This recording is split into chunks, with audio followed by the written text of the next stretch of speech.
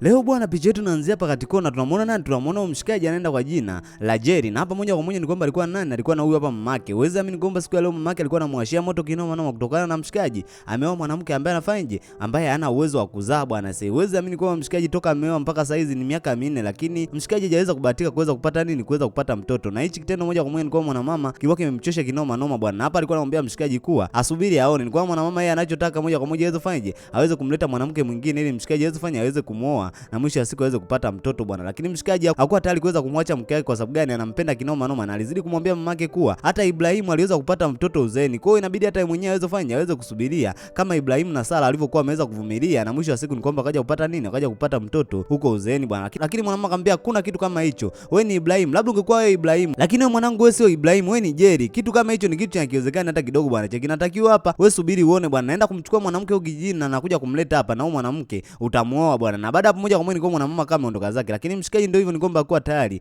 kuweza kumwacha mke wake kwa sababu anampenda kinoma noma. Basi bwana, tunakuja upande wa pili, tunamuona nani? Tunamuona ubidada. Ubidada anaenda kwa jina la Lita, na ubidada ndio mke wa nani? Ndio mke wa mshikaji Jerry bwana. Sasa uweza mimi kwa bidada naye pia hii hali imemchosha kinoma noma, kila siku anasengenywa na nyanyaswa na mamko yake. Kisa nini? Kisa apati mtoto bwana. Sasa bidada ametumia kila njia hapo alipo ili aweze kupata nini, aweze kupata mtoto, lakini uweza mimi kwamba njia zote anatumia bidada ni kwamba zinagonga mwamba hadi sio poa bwana. Hichi kitendo bidada hadi kimemchosha yani, lakini mshikaji hakuweza kumwacha pembeni bidada bwana. Ni kwamba alikuwa anamtia moyo, anamfariji na alikuwa anamwahidi kuwa ipo siku ni kwamba atakuja apate nini, atakuja apate mimba na atakuja awe na mtoto. Lakini bidada akamwambia hapana bwana, wewe kila siku umekuwa ukiniambia hivi, lakini haya maneno yako hayaleti hata matumaini. Sasa hizi ni miaka 4 imeshapita toka tumeweza kuoana, lakini sijapata mimba mimi. Lakini mshikaji akamwambia usio na wasiwasi mke wangu, utapata mimba wewe uwe mvumilivu. Mbona Ibrahimu na Sara waliweza kuvumilia mke wangu, inabidi na sisi tuweze kuvumilia. Mwisho wa siku tutakuja tupate mtoto na sisi usikate tamaa mke wangu, Mungu yupo na Mungu anasikia maombi yetu. Ipo siku ni kwamba na wewe utashika mimba na utakuwa na mtoto wako mke wangu. Achana na maneno ya mama. Mama ataongea tu maneno yake na mwisho wa siku ni kwamba maneno yataweza kupita bwana. Sasa uweze amini kwa bidada alifarijiwa nani? Alifarijiwa na mshikaji bwana. Sasa na akajikuta na tabasamu tena baada ya mshikaji kumpa maneno fulani hivi ya kumtia moyo. Basi bwana, tunaona siku nyingine tena hapa tunamuona bidada kaa yuko zake huko jikoni akana ndama sina siko malote kama yote. Wakati moja kwa moja akametimba nani? Akametimba mamko yake bwana. Sasa uweze amini ona mama hapa alikuwa anamwashia moto kinoma noma, na alikwambia anakula tu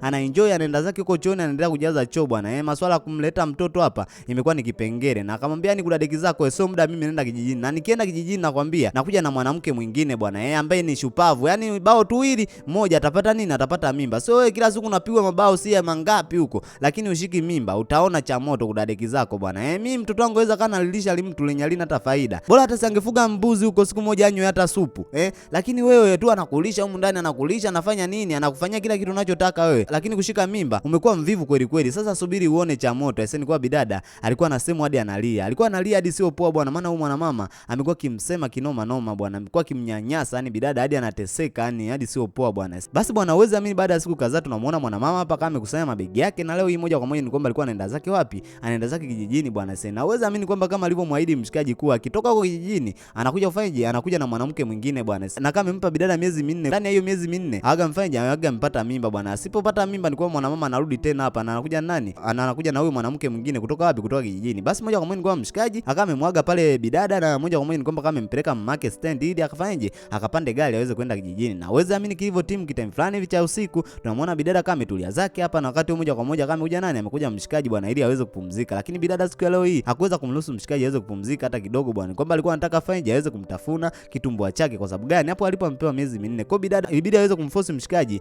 na wao wananjunjana kila siku bwana, ili mradi bidada aweze kufanya, aweze kushika mimba. Mshikaji akawa yuko tayari, akasema nimechoka mke wangu. Akasema umechoka sawa, lakini je mimi naye nyanyaswa na kutukana na mamako inakueje? Mamangu ameshaondoka bwana, kwa free bwana, kwa huru mke wangu. Lakini bidada akamwambia hapana bwana, mamako kweli ameondoka, lakini amenipa miezi 4, siposhika mimba atanifanya atamleta mwanamke humu ndani. Mshikaji akasema mimi ndio baba mwenye nyumba humu ndani, mimi ndio kila kitu humu ndani, na mimi ndio mume wako huyo mwanamke atamletea wapi? Ni kwa mshikaji alikuwa anampa matumaini bidada haitokaa iwezekane bwana mamake kuja kumleta mwanamke mwingine humu ndani. Kwa sababu gani? Yeye anampenda kinoma noma bwana. Sasa lakini bidada akasema hapana bwana, kitu hakiwezekani bwana, hebu ninjunje bwana tunjunjane, wenda Mungu atabless siku ya leo nitafanya je, nitapata mimba. Mshikaji basi ilibidi afanye aweze kukubali bwana, maana ndio ilikuwa mke wake alikuwa na uhitaji wa hicho kitu hadi sio poa bwana. Basi bwana, uweze amini kitime fulani hivi cha asubuhi kilivyofika, bidada kaenda kupima bwana, eti angalie kama je mimba tayari itakuwa imeingia. Lakini uweze amini kwamba ilikuwa ni hola bwana, kipimo kilikuwa kionyesha kabisa kwa bidada nini ana mimba, hata dalili ni kwamba zilikuwa zionekane. Sasa ni kwamba bidada alijikuta anakata tamaa kinoma noma bwana, alikuwa haelewi lini atashika mimba yeye ana kasoro gani hapo alipo. Na uweze amini bwana, ni kwamba bidada siku ya leo hii kuna ugeni uliweza kutimba bwana, na aliweza kutimba alikuwa ni nani? Alikuwa ni huyu hapa bidada anaenda kwa jina la Juju bwana. Sasa ni mdogo wake bwana, na siku ya leo moja kwa moja alikuwa anatimba kwa ajili ya kufanya, kwa ajili ya kuweza kumsalimia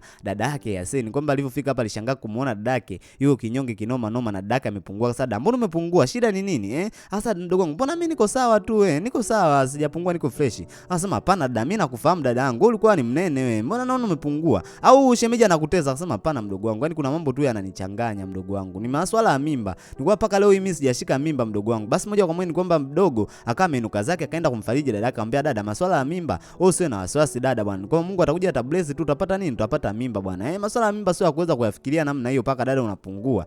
Utakuja ufe na pressure. Akasema mdogo wangu, uweze amini hapa nipo, nimepewa miezi 4 na mama mkwe bwana, naweza kufanya namna yote ile nipate mimba. Bila hivyo atamleta mwanamke mwingine hapa aje aolewe na Jerry. Na mama mkwe wako inabidi aweze kuelewa bwana, kwa masuala ya mimba ni mipango ya Mungu. Inabidi uweze kuvuta subira. Ipo siku ni kwamba utaweza kufanya, utaweza kupata mimba bwana. Sasa kwa bidada alikuwa mkata tamaa kabisa kwenye swala la kuweza kufanya la kuweza kupata mimba. Basi bwana, tunaona kitime fulani hivi tunamuona bidada kama ametulia zake hapa, wakati moja kwa moja kama kuja nani? Amekuja mshikaji bwana. Akasema mke wangu, nini hichi kinachoendelea? Akasema nini tena mume wangu? Mbona serelea? Akasema nimemwona Juju pale amekuja. Amefuata nini Juju hapa Au ndio zile mambo yako zilikuwa unaniambia tayari umeshaanza kuzifanyia kazi? Bidada akasema ndio hivyo bwana, nimeshaanza kufanyia kazi. Acha kujikatia tamaa mke wangu, ipo siku utashika mimba. Akasema hapana mume wangu, nimechoka. Mako amekuwa kininyanyasa mimi, akinitukana bwana. Mimi niko tayari mdogo wangu aweze kulala na wewe bwana, na mwisho wa siku muweze kupata mimba. Na mimi ndio hivyo, sina uwezo wa kuzaa mume wangu. Kwa hiyo itabidi uweze kutembea na mdogo wangu kwa namna yoyote ile. Lakini mshikaji hakuwa tayari, akasema haiwezekani hiyo mke wangu. Haiwezekani hata kidogo bwana. Sasa kwa mshikaji aligoma kabisa kuweza kulala na nani? Kuweza kulala na shemeji yake bwana, ili aweze kumpa mimba bwana.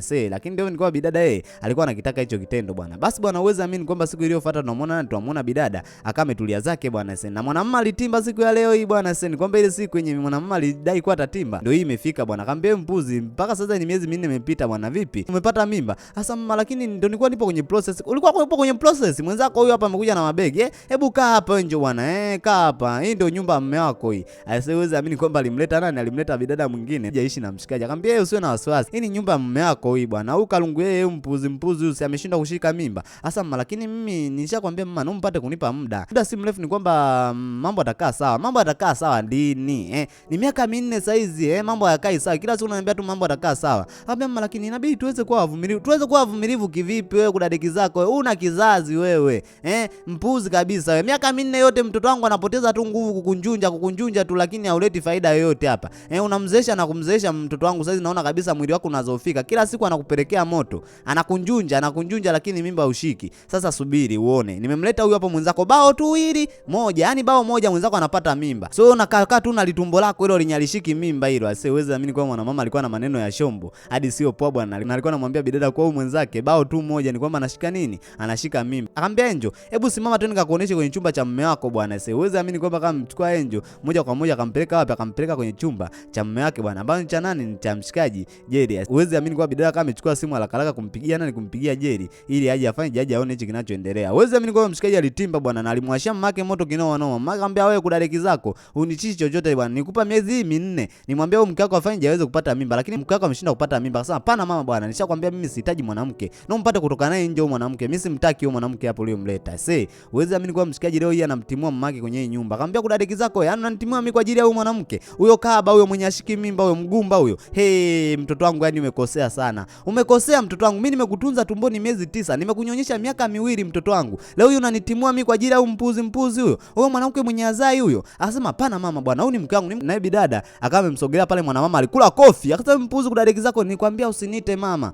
Unaniita mama mimi mama wako mimi siwezi kana alitoto ligumba kama wewe kudadeki zako. Siwezi amini kwa mshikaji alichukia kinoma noma, yani akupenda hata kidogo. Akasema mama, sasa huyu mpuzi wako huyu namtoa nje. Toka nje wewe kudadeki wewe mpuzi wewe, toka huko. Siwezi amini kwa mshikaji alimtoa nje yule nani? Yule bidada bwana, sema mwenye amekuja na mamake. Mwanamama akasema hamna shida, mimi naondoka bwana, naondoka na huyo mtoto wa kike. Tuone sasa mimi na huyo kabako nani wa muhimu. Siwezi amini kwa mshikaji alichukua na mikoba yote ya mamake tupia huko nje bwana. Na baada ya muda uweze amini kwa mwanamama akawa ametolewa zake nje huko balo. Kana waza yani mtoto wangu kweli ananitoa mimi nje? Asa mama, haiwezekani bwana, itakuwa huyo mtoto wako huyo amerogwa. Mwanamke eti azai afu tena bado anaendelea kumng'ang'ania. Sasa hata mimi mwenyewe nahisi kabisa mtoto wangu atakuwa amerogwa yani. Basi bwana, uweze mimi tunakuja upande wa pili, tunamuona nani? Tunamuona mshikaji pamoja na bidada bwana. Lakini bidada alikuwa anamzuia mshikaji, alikuwa anamwambia asifanye hivyo alivyofanya bwana, kumfukuza mamake sio vizuri hata kidogo bwana. Lakini mshikaji akasema usijali bwana mke wangu, mimi nimefanya maamuzi yani nikiwa na akili timamu, na nikwambia kuwa mama akimleta tu mwanamke hapa nyumbani lazima nimtimue bwana. Mimi ndio mwenye maamuzi na mimi mimi ndio mume wako na mimi ndio mwenye nyumba hii.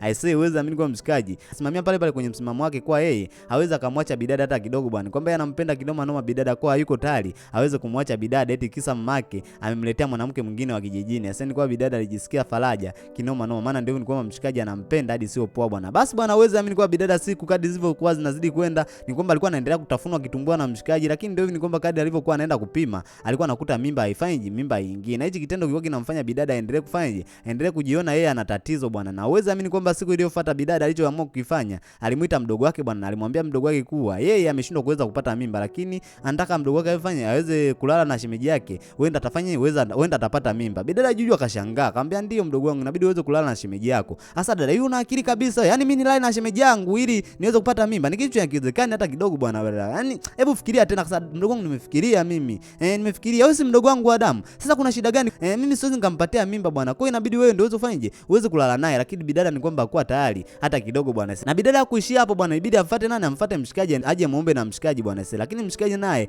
hakuwa tayari kuweza kufanya hicho kitendo bwana. Yani yeye alale na shemeji yake leo hii ili shemeji yake aweze kupata mimba, ni kitu cha kiwezekani hata kidogo bwana. Lakini bidada alimforce kinoma noma, alimuomba mshikaji hadi sio poa bwana. Mshikaji aweze kukubali, aweze kulala nani? Aweze kulala na bidada ili aweze kupata mimba. At least wataweza kupunguza hasira za mama mkwe bwana. Mama mkwe yeye anataka mtoto, basi hamna shida, ni kwamba yeye mshikaji atapolala na yule bidada na mwisho wa siku ni kwamba bidada atapata mimba, ataweza kujifungua. Kwa sababu gani? Yule bidada na huyu bidada ni nani? Ni dada na mdogo. Kwa hiyo hakuna kitu chenye kitakuwa kimfanyaje, kitakuwa kimepungua. Na uweza amini kwamba wote waliweza kugoma. Bidada alichoamua ni kwamba alikasirika kinoma noma, kwa kutaka kuweza kuongea na mshikaji wala kutaka kuweza kuongea na nani, kuweza kuongea na bidada bwana. Sasa ni kwamba kana anapita pale kama wajui. Mshikaji kana anashangaa nini tena hichi mke wake, nini kinachosababisha hiyo hivi. Na uweza amini kwamba mshikaji alipokuwa anarudi zake jioni kazini, anakuta tu mke wake yuko busy kinoma noma bwana, ni kwamba hata amchangamkia hata kidogo. Sasa ni kwamba mshikaji akana anashangaa, akamwambia mke wangu, lakini ndio ni kwamba bidada hakutaka hata kujibu hata kidogo bwana, maana ndio ni kwamba mshikaji alikuwa amezingua, hakutaka kuweza kufanya, hakutaka kuweza kulala na mdogo wake. Na uweza amini kwamba baada ya muda mdogo wake ilibidi afanye aweze kumuita bidada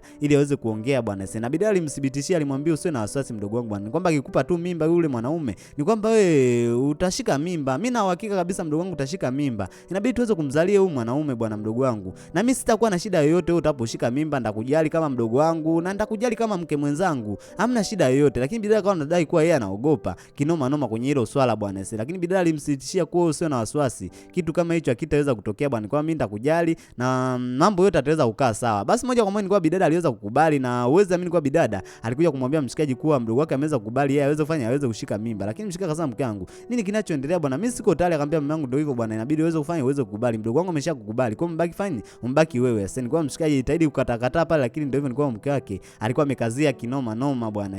Noma sana.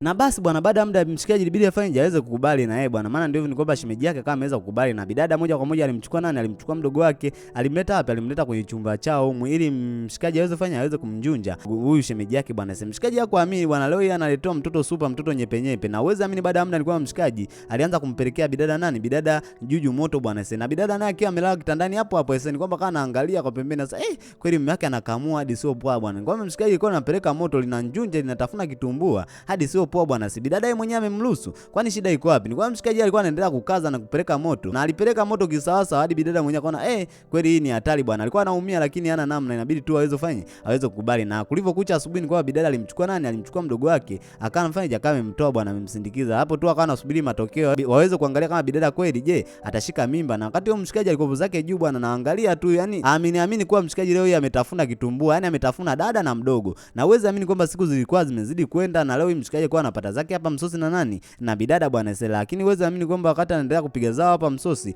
moja kwa moja ni kwamba simu ya mshikaji iliweza kuita. Mshikaji akawa amechukua zake pale simu ili aweze kupokea bwana. Uweze amini kwamba zilikuwa ni taarifa mbaya zilizoweza kufanya kumfikia mshikaji. Kwa sababu gani? Ndio hivyo ni kwamba mshikaji alikuwa ameambiwa kuwa mamake amepata ajali alipokuwa anakuja zake mjini bwana. Kwa moja kwa moja ni kwamba mamake hapo alipo amepoteza maisha bwana. Uweze amini kwamba mshikaji alichanganyikiwa kinoma noma, na moja kwa moja ni kwamba mshikaji alikuwa anahitajika aende wapi? Aende zake huko hospitalini bwana. Alitoka nduki hadi sio poa bwana. bwana. Sasa inabidi moja kwa moja aweze kwenda huko hospitalini. Na uweze amini kwamba baada ya muda ni kwamba mshikaji aliweza kufanya mazishi ya mamake bwana, maana ndio ni kwamba mamake alishapoteza maisha bwana. Mamake alikuwa anakuja zake wapi? Alikuwa anakuja zake huku mjini kumtembelea mtoto wake bwana. Sasa lakini ndio ni kwamba alipokuwa njiani aliweza kupata ajali na mwisho wa siku akapoteza maisha. Sasa ni kwamba kitendo mshikaji ilikuwa kimemuuma kinoma noma, na alikuwa anajisi yeye ni mkosaji. Kwa sababu gani? Yeye alikuwa amemfukuza mamake, alikuwa amemtumia nduki, lakini ndio ni kwamba hakupata nafasi ya kuweza kumwaga mamake, kuongea naye vizuri. Hadi leo hii ni kwamba mamake amefanyaje? Ameweza kupoteza maisha bwana. Sasa na bidada hapa pamoja na nani na Juju ndio akawa anamfariji mshikaji, lakini mshikaji alikuwa na machungu kinoma noma, kaona aweza kalia mbele ya watoto wa kike bwana, itakuwa ni aibu. Ilibidi moja kwa moja aweze kuondoka zake, aenda kalilie wapi? Aenda kalilie zake huko bwana. Sasa na wakati mshikaji ameondoka, uweze amini kwa bidada Juju hapa kana anajisikia vibaya kama kutapika tapika hivi. Uweze amini kwa bidada Juju alitoka nduki kinoma noma kwenda kutapika, na hizi ishara moja kwa moja ni ishara za mimba bwana. Sasa bidada kanashangaa, huyu anaenda kutapika shida nini? Sio mimba hii kweli? Sasa itakueje sasa kama ni mimba? Sasa uweze amini kwa bidada Juju tayari ana mimba pale alipo bwana. Sasa na uweze amini kwamba siku iliyofuata bidada aliweza kugundua kwa bidada Juju ana nini? Ana mimba. Alimwambia hiyo mimba inabidi uweze kutoa. Kwa sababu gani? Mamkwe tayari ameshapoteza maisha na mamkwe ndiye alikuwa anahitaji mjukuu. Kwa kama mamkwe amepoteza maisha, basi hata mwenyewe huna hata haja ya kuweza kufanya ya kuweza kushika hiyo mimba bwana. Sasa uweze amini kwa bidada leo hii akana mgeuka mdogo wake bwana, akana mwambia kwa hii mimba aweze kufanya aweze kuitoa. Kwa sababu gani? Mamkwe ndiye aliyekuwa anataka mjukuu, na wenyewe walifanya hivi kwa ajili ya nani? Kwa ajili ya mamkwe wake. Sasa ndio hivyo ni kwamba mamkwe amepoteza nini? Amepoteza maisha, lakini bidada hakuwa tayari kuweza kuitoa hii mimba. Akamwambia dada, wewe mbona wewe ni shetani kiasi hicho? Akasema mimi sio shetani, mimi ninachokitaka uweze kufanya uweze kutoa hiyo mimba. Hiyo mimba saizi haina faida yote kuwa na hiyo mimba saizi mdogo wangu bwana. Maana ndivyo mimi nilifanya vile kwa ajili ya mamko, kwa sababu alikuwa ananinyanyasa. Nikaona wewe uweze kupata mimba ili mradi uweze kufanya uweze kumletea mtoto bwana. At least aweze kupunguza kufanya kuweza kunifokea mimi na kuninyanyasa. Sasa hizi mamko amekufa, hamna hata haja wewe kushika mimba. Sasa mimi siwezi nikatoa mimba dada. Wewe ndio uliyenibembeleza mimi niweze kushika mimba, afu leo unaniambia nitoe mimba. Ni kitu hakiwezekani hata kidogo bwana. Na huyu mtoto atabaki kuwa mtoto wa Jerry, alikula kibao. Sasa mnasemaje mtoto wewe? Hapana, umeota mapembe si ndio? Hiyo mimba sio ya Jerry. Inabidi uende ukaitoe kudadeki zako wewe. Basi ni kwa bidada Juju alikasirika kinoma noma. Wakati tunamuona mshikaji kana nauli zake hapa kutoka kazini bwana, kama ameshangaa anamuona nani? Anamuona bidada Juju akawa amekaa zake hapa nje bwana. Kasani mkako mimi ananipiga leo hii. Mshikaji anashangaa, mkako amkupiga kwa sababu gani? Akasema mkako mimi ananipiga eti kisa nimeshika mimba yako ndio ananipiga kweli, ananiambia mimi nitoe mimba. Akasema anakuambia utoe mimba. Akasema ndiye ananiambia eti mimi nitoe mimba. Sasa uweze amini kwa mshikaji alishangaa kinoma noma bwana. Ibidi moja kwa moja aje zake wapi? Aje zake aongee na mke wake bwana. Sasa akamwambia mke wangu, nini unachokifanya hichi? Nini unachokifanya? Akasema yule mpuzi nataka atoe mimba ile. Ile mimba haina faida tena. Akasema haina faida. Yaani wewe umemlazimisha mtoto watu nimemjunja, na mwisho siku amepata mimba. Tena unaniambia unaanza kumwambia aweze kutoa mimba. Hivi mkangu, una shida gani wewe? Hivi una huruma kweli wewe? Hebu kuwa na huruma hata kidogo bwana. Sio vizuri unavyofanya hivyo. Mdogo wako mwache ajifungue na mwisho siku ule mtoto atakuwa ni wa kwangu. Kwani shida iko wapi? Wewe si ndio ulikuwa umeamua kwa mimi niweze kulala na yule mwanamke. Na wewe ndio uliyekuwa umenilazimisha bwana. Akasema nataka yule mwanamke aweze kujifungua si ndio? Ili aweze kuchukua nafasi yangu, ili aweze kuwa mke wako yani. Wewe ndio unachokitaka. Akasema hapana mke wangu bwana. Sasa uweze amini kwa mshikaji akawa ametulia bwana, kana mshangaa mke wake anavyolopuka vitu vya ajabu ajabu bwana. Akana shindwa kuelewa. Sasa mke wangu, hivi wewe ndio unaongea hivi? Sasa ndio naongea hivi bwana. Yule mwanamke ile mimba atatoa na lazima atoe tu. Atake asitake ile mimba lazima itoke. Aisee mshikaji alishangaa kinoma noma bwana. Hakuamini kama mke wake leo hii ndiye amekuwa mbogo kiasi hichi. Wakati yeye ndiye alikuwa analialia, anataka mshikaji aweze kumjunja nani? Anataka aweze kumjunja shemeji yake bwana. Sasa na uweze amini kwa bidada kama ametulia zake huku bidada Juju bwana. Wakati moja kwa moja kama kuja nani? Amekuja mshikaji bwana ili aweze kufanya ili aweze kumbembeleza bidada, maana ndivyo nilikuwa bidada alikuwa anapitia wakati mgumu kinoma noma, maana ndivyo nilikuwa ndugu yake anataka hiyo mimba aweze kufanya aweze kuitoa bwana. Sasa mshikaji alimuomba msamaha pale na kama mwambia vile usijali bwana, kwamba hiyo mimba mimi nitafanyaje, ndaweza kuichukulia uangalifu na wewe utakuwa salama, usiwe na wasiwasi paka utapojifungua. Akasema ndajifungueje sasa kama mimi mke wako hataki niweze kushika hii mimba, anataka niweze kutoa. Wakati moja kwa moja kama amekuja bidada, akasema ndio hiyo mimba lazima uitoe, utake usitake kudadeki zako. Sasa mimi mimba sitoi, nimekwambia dada, hii mimba sitoi. Wakati moja kwa moja kwa bidada nataka aondoke hapa, uweze amini kwa bidada hapa akawa amedondoka zake chini bidada Lita. Sasa uweze amini kwa bidada Lita alikaa ni mbaya kinoma noma, basi moja kwa moja ilibidi wamchukue na aweze kufanya na aweze kumpatia huduma ya kwanza bwana, maana ndio ilikuwa bidada alikuwa na hali mbaya kinoma noma. Na wakati moja kwa moja kwa mshikaji alimuita daktari na daktari akawa amechukua vipimo kwa bidada na uweze amini kwa daktari aliweza kubaini kwa bidada ana mimba pale alipo bwana. Mshikaji akasema mke wangu ana mimba. Akasema ndio hivyo mke wako ana mimba bwana. Sasa uweze amini kwa mshikaji alitoka nduki kinoma noma. Sasa moja kwa moja mpaka wapi? Mpaka chumbani kwa bidada Bidada yeye ametulia zake kwa ana hili wala lile. Akawa amefika kumshikaji ana fly kinoma noma, sasa mke wangu wewe, akawa anampiga mabusu pale kama yote. Bidada anashangaa, vipi mume wangu, shida ni nini? Mbona mara mwisho tuligombana? Akasema, mke wangu uweze amini kwamba wewe hapo ulipo una mimba mke wangu, wewe ni mama kijacho.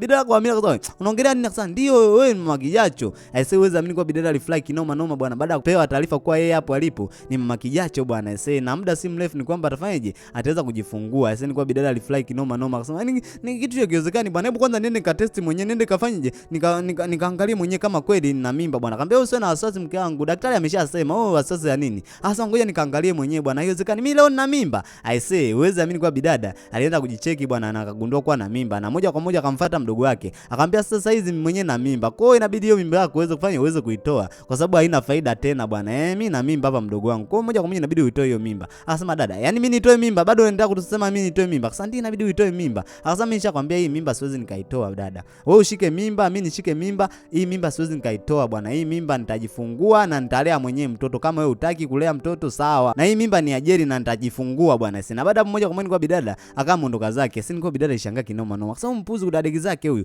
ameota mapembe huyu, si ndio? Ngoja ndamfundisha adabu, lazima nimfundishe adabu huyu. Ase noma sana bwana. Basi bwana, uweze amini kwamba baada ya muda ni kwamba bidada alikuja kwa nani? Alikuja kwa mshikaji bwana, na alikuja kumwambia mshikaji aweze kumshawishi yule bidada aweze kutoa mimba. Mshikaji akasema, unasemeje wewe mke wangu, yani aweze kutoa mimba? Akasema, ndio atoe mimba.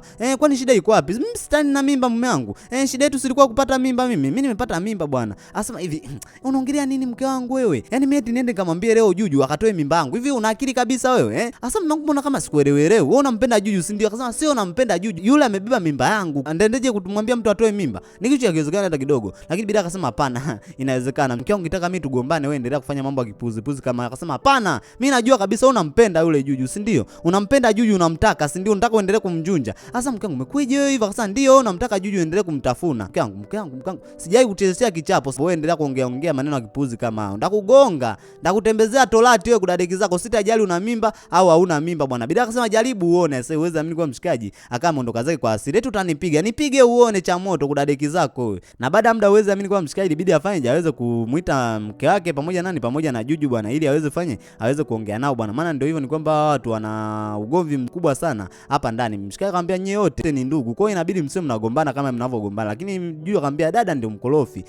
Dada eti anataka mimi nitoe mimba. Kwani mimi nitatoa mimba kivipi bwana? Eti kisa ameshika mimba mimi ndio nitoe mimba? Ni kitu hakiwezekani hata kidogo bwana. Nakumbuka kwa yeye ndiye aliyenilazimisha mimi niweze kushika mimba. Flow hii ananiambia mimi nitoe mimba. Ni kitu hakiwezekani. Mimi huyu mtoto nitamlea, atake asitake, mimi huyu mtoto nitamlea bwana. Si nilikuwa bidada alimwangalia akasema, unasemaje wewe kudadeki zako wewe? Nimekwambia hiyo mimba utoe, na kama wewe utatoa hiyo mimba mimi nitafanya vyovyote vile ili mradi hiyo mimba yako iweze kutoka bwana. Mimba hiyo lazima itoke. Huyu mume wangu tu na nitaendelea kuwa mume wangu hata kuwa mume wetu. Mshikaji akasema, hebu tulie. Na sasa nitulie kivipi na wewe? Huyu mpuzi lazima mimba itoe. Lazima mimba itoe bwana. Hii mimba sio ajeri, alikula kofi.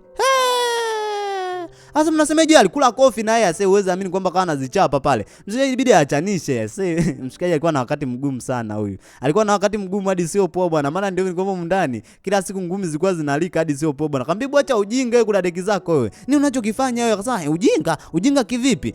Yule mpuzi yule, ile mimba lazima atoe. Akasema, ile mimba atoi kwa taarifa yako sasa.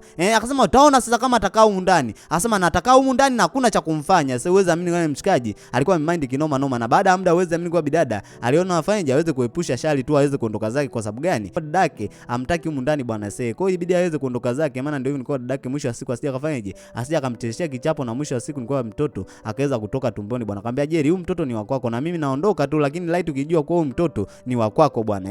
Japo kwa dada yeye hataki, lakini mtoto ni wa kwako. Sasa hebu toka huko, ondoka zako. Mtoto wa Jerry wapi? Hebu ondoka zako wewe huko, na usije kukaa kurudi hapa. Sasa ndio sije kukaa kurudi hapa, na ukumbuke kwa mimi na wewe saizi ndugu wetu umeshaishia hapa bwana. Sasa ni kwamba bidada alivunja kabisa undugu na nani, na dada yake bwana. Moja kwa moja ni kwamba kama mfanyaje, akaondoka zake, maana aliona dada yake ana mambo akiwaki kinoma noma bwana. Naweza amini kwa bidada wakati anatoka zake huko nje, kuna mwamba alikuwa anamsubiria kwa hamu kinoma noma bwana. Huyu mwamba hatujui ni nani. Bidada kama amefika hapa anashangaa, huyu tena ni nani bwana? Sasa lakini weza amini kwa mshikaji alimvuta bidada bwana, akaanza kumtembezea kichapo. Alikula kifuti cha tumboni bidada, alikula kichapo hadi sio poa bwana. Sasa mwamba kujeria kama amesikia zikelele, alitoka nduka alimchezea kichapo mshikaji. Mshikaji alikula kipigo cha mbwa mwizi hadi sio poa bwana. Hatujui mshikaji ametumwa na nani aje amchezeshe nani, amchezeshe bidada kichapo. Naambia bidada alipigwa sehemu mbaya kinoma noma, sijui hata kama mimba yake itakuwa bado ipo aisee. Na baada ya muda uweze amini kwa bidada alipelekwa hospitalini bwana, na uweze amini kwa bidada mimba yake ilikuwa imeshatoka bwana. Uweze amini kwa bidada mimba yake iliharibika baada ya kupigwa kile kifuti cha tumbo na nani, na yule mshikaji bwana sasa. Na bidada kana analia kinoma noma, na kana dai kwa hivi vyote atakuwa amfanya nani, atakuwa amfanya dada yake. Kwa sababu gani? Dada yake alikuwa anataka hiyo mimba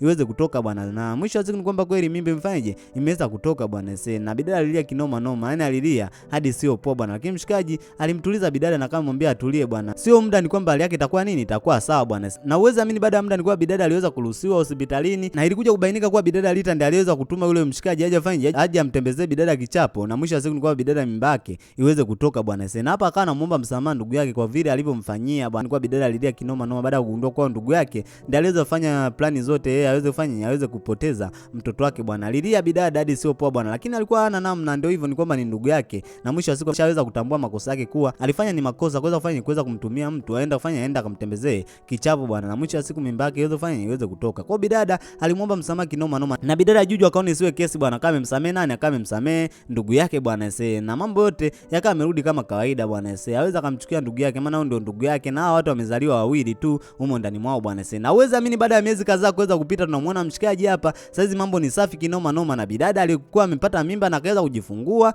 mtoto fulani hivi wa kiume kinoma noma bwana, na mshikaji alikuwa anaendelea kumjali bidada, na mshikaji pamoja na bidada Mungu alikuja kwa bless wakaja kuwa na watoto wengine mchere. Na huu ndio mwisho wa picha yetu. Asante kuona mwanzo mpaka mwisho. Usisahau kusubscribe, comment na kushare.